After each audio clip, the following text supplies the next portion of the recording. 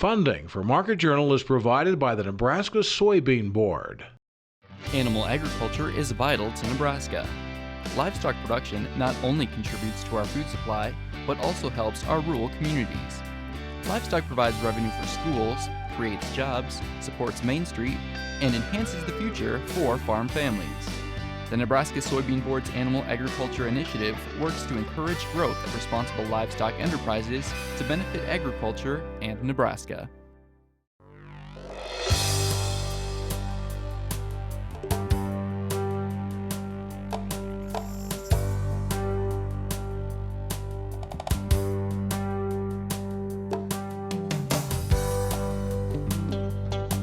Market Journal, television for making agricultural business decisions, is a presentation of the University of Nebraska-Lincoln Extension, where you can know how, know now. Promotional support is provided by the Nebraska Farmer Magazine, and major funding for Market Journal is provided by the Nebraska Soybean Board. The Soybean Checkoff, growing opportunity from the ground up.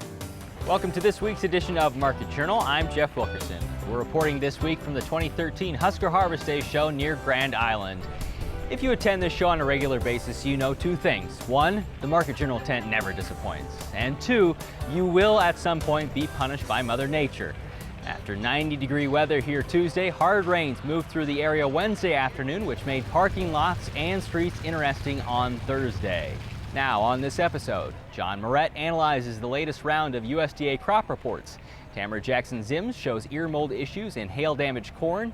Charles Shapiro talks about nitrogen use in soybeans, and Joe Luck discusses how you can help improve accuracy in yield monitors during harvest.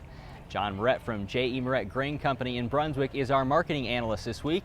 On Thursday, the USDA released its September crop report. The agency increased corn production for this year's harvest to 13.8 billion bushels, an 80 million bushel increase from last month.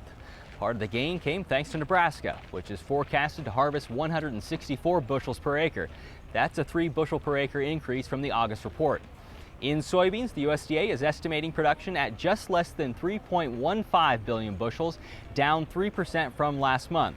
Average yield was lowered to 41.2 bushels per acre, with Nebraska projected to average 47 bushels per acre. After the release, John talked with us on the grounds here.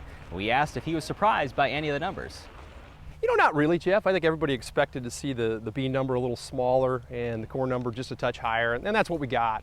The market, since that's happened, has really been lower in corn and higher on beans. Beans chopped around for the first hour and quickly moved higher as we're speaking here. So, no, not really, Jeff. I think there was some people hoping that maybe the corn number would drop a little lower, but the anecdotal yield reports thus far have been really good. And so it's early, very early, but I'm going to say the USDA didn't really have a lot of shocks today for anyone. We'll go into corn in a bit. Let's start in soybeans because ending stocks are kind of the number that everyone's looking at. They dropped from 220 to 150. Whether or not that's true is one thing, but how do you look at those numbers?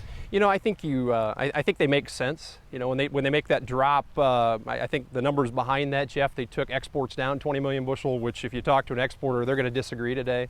Exports have been phenomenal. China's been a steady buyer. In the last 10 days, they've slowed down a little bit, but I wouldn't disagree with it at all. We know the crop shrunk. The dryness came at the wrong time of year, and we certainly respect the fact that demand is still there, give or take 20 million bushel. So, what's your impression on how that crop looks, that soybean crop, as you get into Nebraska and Iowa, Illinois, Minnesota, that area? Soybeans are tough. Visually, they look really good, but I think when you dig in the plants in those dry areas, you're going to find less pods than you like. One of the notes on the USDA numbers today, the pod weight was a little heavier than expected, which surprises a lot of people. Unless you pack on those late season rains and make a bigger bean, that pod weight's going to tend to be a little slower, or a little lower, excuse me. So it wouldn't shock me to see further declines in the bean yield. Barring major disaster, this will be a record corn crop at 13.8 billion bushels. They've actually increased that production from the last month. That doesn't surprise you at all? Not at all. I mean, it makes sense. We got the rain early. The genetics are better all across. I'm not shaken by that at all. I think there's some prevent plant questions yet. We spoke about that last time I was on. You know, there's certainly going to be some areas that are gone, and they'll make an adjustment in October. But overall, I don't disagree with the production number. I think you're going to have a record, and we forget what a record crop is. It's a big crop. Yeah, there's going to be a lot of supplies around this Yes. time next year. All right, tell me how things look in your area of northeast Nebraska. Locally, very good. And, I think the one major difference this year between last year is the bottom end, Jeff. I talk about it a lot, but the bottom end of the crop is so much better than it was a year ago. So if you're going to have the top yield be 250 and the bottom yield be 150, things are really good, and that's irrigated country. But anytime you can take the bottom end up, the primary acres, those bottom acres really help lift things higher. So very good. And the bean crop, if you're irrigated, I think it's going to be excellent. This is good weather with plenty of sunlight and all irrigated water. So your area of the country is probably one that's caught a few rains here in August as well. we have. You get to Brunswick and the northeast of there, very good. In fact, where you're from, Jeff's had one of the best spots in Nebraska this year. So I think you're going to have the best farm averages ever, and maybe not individual yields, but farm averages will be extremely well. So, any combining that started up there yet? We've seen a little bit of corn start to come off this week, very isolated. The wet corn guys are going to start to get cranked up this week and next week. I think the bulk of the harvest, even with this heat, is still 2 or 3 weeks away yet. So I would call this kind of a traditional year. Watch the weather. There's some models talking about a lot of precip coming in October. I think that's going to be a problem for a lot of people trying to go out and get the crop off. But overall, beans will still be late September and corn a couple weeks after that. So, what does basis look like now in corn and beans, and how does it change as you go forward to that harvest? That's a good question. And corn and beans have both dropped in the cash market in the last month. It's been extremely tricky. And as we make this transition from old crop to new crop, you find the buyers backing off about 10 to 20 cents a day. And so there's been some large drops. From here on into harvest, my view is you continue to see supportive basis, inverted basis, and in other words, higher in October than you would be in November, and carries that into the end of the year. Because I think the farmer is going to be a reluctant seller. The crop's going to come off somewhat slow. Soybeans probably similar. The pipeline needs the soybeans, and so meal today, switching gears a little bit, is still around $500 a ton. So when we get to new crop, it should be closer to $400 a ton. So as we make that $100 transition, I think that'll tell us a lot. Where do you stand as we go into harvest here on beans? Are you bullish or bearish? I am bullish beans, and I think everybody would agree with that. Beans look like they need to go higher. That spread at the moment is about 3 to 1, corn to soybeans. The highest it's ever been is 4 to 1, and I would guess we get there. It'll feel strange, but I think the goal of the market in the next 6 months is to ration bean demand and encourage the U.S. farmer to plant some more soybeans next spring. So we'll see what the South American farmer does, and if he reacts accordingly. But I would suspicion, he's going to start planting soybeans in Brazil next week. We'll see what he does and if he expands acres down there. Would you be aggressive at all to try and sell or contract forward next year's beans, depending on what South America does here? Because that forecast is a record crop down there as well. It is a record crop, but I think the problem is the price today, corn versus beans for 2014, still points to corn. You need to move that. And so I think that happens when South America has a production problem, and they will at some point. Realized or unrealized, they're going to have a scare. And when that scare comes, I think that's what takes your no 14 beans higher, and corn perhaps will be $4.50 at that point. So it's too early to take advantage of that, but I would be vigilant over the next 3 or 4 months before they take their crop off for those opportunities. All right, and in this year's, how aggressive would you be right now? Beans are hard, and I think if you can get 13.5 or 14 cash off the combine, you sell them. Even though we're bullish, that spread's only going to go so far. And if corn's at 4, let's say, maybe beans only get to 14. And so be cautious. I think you got to be cautious and be aware that the risk is that corn holds you down. So independently, beans are very friendly, but together, tied with corn, it probably gets held back a little bit. So you want to protect yourself at all around that October report after what we saw today? If there is any change, perhaps in the acreage next month, do you think that could be a shock to the market? The market's getting very comfortable with a 1.8 billion carry. And so what's interesting is even today, this corn number is not bullish in any means, but you've climbed back from the lows of 14, 15 lower to be down 10. And so I think one more month printed at a number about like this, you're probably going to just chop in here, and you might go down and touch the lows at 446 or wherever they were. But I certainly think the corn market's kind of going to get immune to the 1.8 billion carry. And so if that happens, maybe we can build a floor in here. So, at these numbers, I would watch them closely, but I don't know that I'd panic sell any corn here. Next week, Frank Olson from North Dakota State will join us to be our wheat marketing analyst. We mentioned last week portions of Nebraska corn and soybean fields were recovering from recent storms. To reiterate the point, in Clay County, estimations from damage include nearly 170,000 affected acres of corn and more than 87,000 acres of soybeans. Tamra Jackson-Ziems joined us previously to talk about potential stalk rot issues in those cornfields, and this week she's with us again to discuss how hail can not only damage the stalk, but also cause major problems when harvesting and storing the grain. The same principle applies, and this probably has more longer reaching effects because everywhere a hailstone impacts an ear is another open wound, allowing some of those common ear rot pathogens coming in, and we're seeing a lot of ear rots developing already in some of those fields. Are they in the most severe, or is it spread out even for the ones that were more mild? Both, actually, and so the severity and higher frequency of injury just increases the incidence of our diseases that we're talking about. And so this is really important for people to monitor in those damaged fields. What does a farmer need to look at if he or she wants to go out and scout her field? If they've had hail damage, what do they need to look for to see if there is some ear rot going on? Well, some of these may not be immediately obvious to them, and so as they're walking through some of these fields, looking for maybe ears that have begun to turn, and so husks that have begun to turn brown already. In the mornings, they might even see some fuzz. It might look like fuzz. It's the fungal growth on some of those ears and discoloration. Those are ones they'll want to husk back to take a closer look at, and especially where they see those bruises and some of the wounds. Here's the difficult part. What do you do about it? Well, that's really the scary part, and the most important, I think, too. And so if you've identified areas where you do have quite a bit of ear rot disease, it is very important to remember that those fungi will continue to grow in the bin. And the only way to keep them from doing so will be to dry the corn down, and it's the drier the better to extend the storage life. And so even a single point difference between 15% and 14% moisture can up to double the storage life of that corn.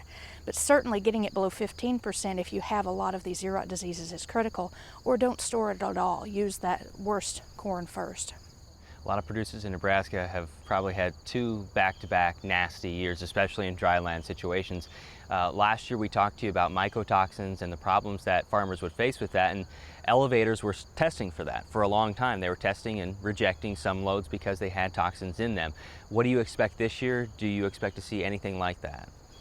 Well, it really depends on the part of the state you're in and how much damage you may have gotten. And so in parts of the state, like in the southeast, we've had we don't have as much irrigation, and we've had some very hot conditions in the last week. And so those hot, dry conditions promote aflatoxin accumulation. But just because you have the ear rot disease doesn't necessarily mean that you're going to have mycotoxin accumulation. This year, probably a less problematic year than last year for aflatoxin accumulation. Now, the other mycotoxins could be something we'd want to watch, especially if the grain is going to be used for monogastric animals because they're more sensitive. So fusarium infections, there are other mycotoxins like fumonisin that could accumulate in there. What are the storage things just to recap, the storage things that you need to keep in mind with that? Keep it dry, keep it aerated, and so store it in a way that you would think about storing something at your home to keep it fresh. And so dry conditions and cool conditions are the best. And so cool your grain and dry it as dry as you can get it. Tamra says her instinct is most of the worst affected fields would also have stalk rot problems, which would bring lodging issues around harvest. You can see more on stalk rot in our interview with Tamra in the September 6th episode of Market Journal. The production goal for the Gracie Creek Ranch is grazing standing forage year-round. The September Nebraska farmer details how Bob Price, his daughter Lindsay, and his son Aaron manage their ranching operation near Burwell. Their year-round grazing plan has minimized harvested feed demand and promoted a more drought-tolerant landscape. That's paid off for them during the past 2 drought years. You can read more about the Gracie Creek Ranch's passion and commitment in the September Nebraska Farmer. We've shown you over the past few episodes interviews from the Soybean Management Field Day held in Waterloo in mid-August. At that event, UNL Extension soil scientist Charles Shapiro sat down with us to talk about nitrogen use in soybeans and about the difficulty in deciding to apply or not apply nitrogen on your beans. The big answer to that question is that the soybeans have nodules that are bacteria that fix nitrogen, and in our traditional yields for soybeans at 40-50 bushels per acre, they supply about half that nitrogen and the other half comes from the soil. So we haven't had a real need, and we've found in the past that putting nitrogen on soybeans actually decreases the amount of N that those nodules fix. So you're not gaining, you're just substituting. What separates those high-yielding soybeans from just a normal baseline yield? We're looking, and farmers are trying to get 80 to 100 bushel soybeans compared to 40, 50, 60. So when we do that and we assume about a 50% N contribution from the nodules, that other N is much more than what the soil can produce. So a 2-3% organic matter soil may produce 60 to 100 pounds. Well, you might need 150 pounds to make up the difference. So where does that N come from? Does it make a difference when you decide to apply it? What the research has shown is the later you apply it, the more likely it is going to be effective. And so what a farmer or somebody has to do is try to put N out a little bit later than when those nodules are working, but they don't want to put it out too late or else the soybean is basically dying. What's a typical yield boost that you could see using nitrogen? Most of the research that I've looked at and others have summarized, we're talking maybe 5%. And so if you're in a 70 bushel yield range, which would be a good yield, that's only 3.5 bushels. So soybeans are $12 today. That's $30 maybe, or 40. So unfortunately, sometimes it takes that much in nitrogen and there's not a real profit advantage.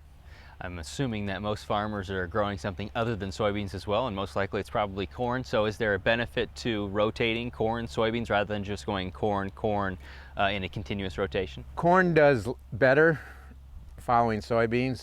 There's a yield boost, and you can get that yield boost with less nitrogen. So there's a big benefit to growing corn after soybeans in terms of saving a little bit of nitrogen. The university recommends about 45 pounds less nitrogen on the corn crop. And in the residue itself, as in bean residue versus corn residue? Yeah, the residue from the soybeans breaks down quicker than the corn residue, so that would be one place where there's some advantage. So is there a final recommendation, or how would you advise a farmer to go about deciding whether or not to apply N? On soybeans, what I'm telling farmers is, first of all, you have to have a high yield environment. Putting N on is not going to bring your 60 bushels to 80 bushels. But if you're approaching 80 bushels and you're looking for a little bit of boost, then maybe trying N, and trying it late would be something to experiment with. You can see our previous interviews from the Soybean Management Field Day in Waterloo, including discussions on row spacing and soybean diseases on the Market Journal website. While the USDA state reports haven't recorded harvest progress yet, it's certainly underway in this state. Not only did we see a few rows of corn out around this area, we also heard from viewers at the show that combines were on the go, harvesting high moisture corn and, in some cases, dryland soybeans. The latest NASS data shows only 5% of Nebraska's corn is mature, while 16% of its soybeans are dropping leaves. Earlier this week, we talked with UNL Extension Precision Ag engineer Joe Luck about why you'll want to do specific yield monitor calibrations to your equipment before you harvest. Well, when we talk about site-specific crop management, yield data is one of the most important pieces of that information that we use, along with other data layers we might collect, like nitrogen application, planting, seeding rate maps, things like that. The yield data, not only does it let us help predict what we're going to do in the field, but at the end of the day, it also helps us evaluate what the management practices resulted in at the end of the year. So as farmers are planning that next year's management strategy, what they're going to do out in the field, it allows them to evaluate what they've done in the past and how it's performed. So specifically with the yield monitor, what does a farmer need to do before he or she takes that combine out into the field for each different crop? Well, the first thing they need to think about is their calibration procedure for that harvester, the yield monitor system. Every different crop is going to behave differently. Our mass flow sensor, as that grain impacts the sensor, differences in test weight or moisture content, obviously the different crops, soybeans, wheat, and corn, they all affect the output from that sensor in different ways. So if not at the very first part of the season when they're preparing to harvest, at some point along the way they need to be thinking about taking a good calibration, because that's going to allow for more accurate data as they're collecting it. Any specific tips for that, or is that something that's just in the manual that you'll have the benefit of reading? Every different yield monitor has its own calibration procedure, so that's just one thing to really keep in mind. Monitors from Ag Leader, John Deere, Trimble, Kloss, AGCO. So each one kind of has their own recommendations for going about the calibration. So the best thing that producers can do is just find that guide, and a lot of them will have a quick start guide for that, and just make sure they follow the procedures. So now I know there's some free software from the USDA that will help you interpret this data or use this data. Tell me more about that. yeah, so Yield Editor is a software package from the USDA. And the nice thing about that is it works with some of the other software we have for farm management systems. So you have to have that FMS software to bring your yield data into the computer. Once you bring it in, a program like Yield Editor will help you post-process that data and remove some of the errors. Where do those errors come from? Just normal hiccups along the way? Yeah, they're, people have to keep in mind these are just systems. There's a lot of different sensors on them. We might have GPS error in there somewhere. We've also got cut width error, so the harvester might not be harvesting a full header width. And really one of the most common errors we have are when a producer might be harvesting and have to stop or start suddenly, and typically those induce errors into our data set, and it's best management practice to get those out if we can. At the end, how do you use that data? How can you use that to try and see what you're doing in the field or what you might want to do differently in the field? Well, a lot of people today are interested in obviously variable rate nitrogen. So, we have a formula in nitrogen to predict nitrogen for the upcoming year based on our yield in the previous year. There's other data layers that go into that, but the yield that we expect for that next year is a huge part of that. So people could use that yield map directly to generate a variable rate nitrogen map for their field. Is it more difficult to use data in a year like this year or last year where drought has made a significant impact on the crop? And is it different for farmers who might use more than one hybrid in the same field? Well, the year-to-year variation, it kind of introduces another level of difficulty in the analysis. We might have a year like last year, we have a lot of drought, you have very low yields. We can actually kind of use some of that information to our benefit. Even though it was a poor year yield-wise, we can still identify areas of a field that are going to perform differently in that analysis. So, if we're looking at a part of the field that stays very dry and we had yield loss as a result of lack of rain for a dryland farmer, for instance, that might be an instance where they want to consider using a different hybrid, a drought-tolerant hybrid in a part of that field if they're looking to do some variable rate application. If you're interested in learning more information on precision agriculture, you can contact Joe Luck in Lincoln, or you can visit precisionagriculture.unl.edu. Now, with his weekly weather forecast, here's UNL Extension State Climatologist Al Dutcher. Well, folks, here we are again for the weekly forecast. During this past 7-day period, we've seen those very warm, steamy temperatures with high humidity levels move in during the late last weekend, holding through the early part of the week, and then we've seen a cold front moving from the northwest that pushed through over a couple-day period across the state. Finally cleared the state as we got into late Tuesday, early Wednesday morning. We did see some decent precipitation breakout, particularly along the I-80 corridor, out from Grand Island up toward Lincoln, and then we've seen precipitation totals once we got slightly north of I-80 drop off rather dramatically. So some locations received some very beneficial moisture here in the Lincoln area, anywhere from 1.25 inches to about 1.75 inches. As we got out toward the Grand Island area, particularly around the Husker Harvest Days area, up to 1 to 2 inches of moisture, so very welcome. Unfortunately, it's been sort of the same scheme all during the last 2 months. Some areas received some moisture at the expense of most of the remainder of the state. And unfortunately, that trend is likely to continue into the future. We do have increasing chances of precipitation almost every day during this forecast, but we don't expect widespread amounts of moisture. So let's take a look at the upper air models and see how we can play this week out. As we go to the maps, the first thing I'll draw your attention to is the warm air that was basically in our region for the better part of a month has now shifted toward the southeast, and we have a weak trough over the Intermountain regions that's been responsible for the very copious amounts of precipitation along the Front Range, and of course all the tremendous flash flooding that we've been reporting, particularly in the Boulder area.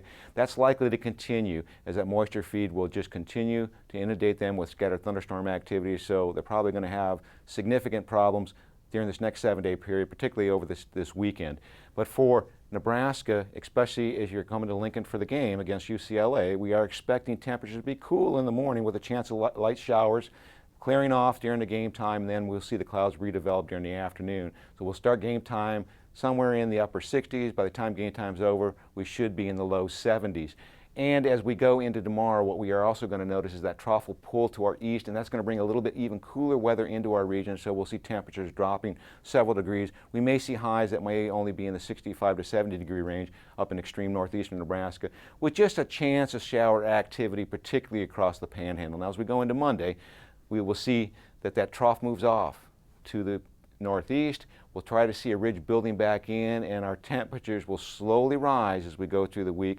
And we just have an outside chance of some scattered shower activity, particularly over in western and northern Nebraska.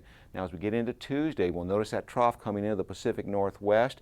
We'll start to see our temperatures rise in advance of it, and that will also bring the moisture from our south into our region. So we do have the ability to generate some shower activity. Northern Nebraska, the Panhandle seems the best chance, and as we go into Wednesday, we'll see that trough trying to push into the region. Our warmest temperatures of the week will give way to cooling conditions in the northwest, so precipitation will outbreak during the afternoon, start to push its way through across the state during the overnight hours, and by the time we get to Thursday, most of that energy will have cleared us to the south, maybe some lingering showers in the southeast, but the brunt of the cool air and the moisture will remain to our north. And as we get into Friday, that system will move across the Great Lakes. We'll see a warming trend redeveloping on the back side of it, particularly on the front range of the Rocky Mountains. And I'll draw your attention to our southeast as a tropical system will be coming in, and that will bring moisture up into the Pacific or the southwestern United States as we get into late next weekend, and some of that may be available for us as we get into the following week.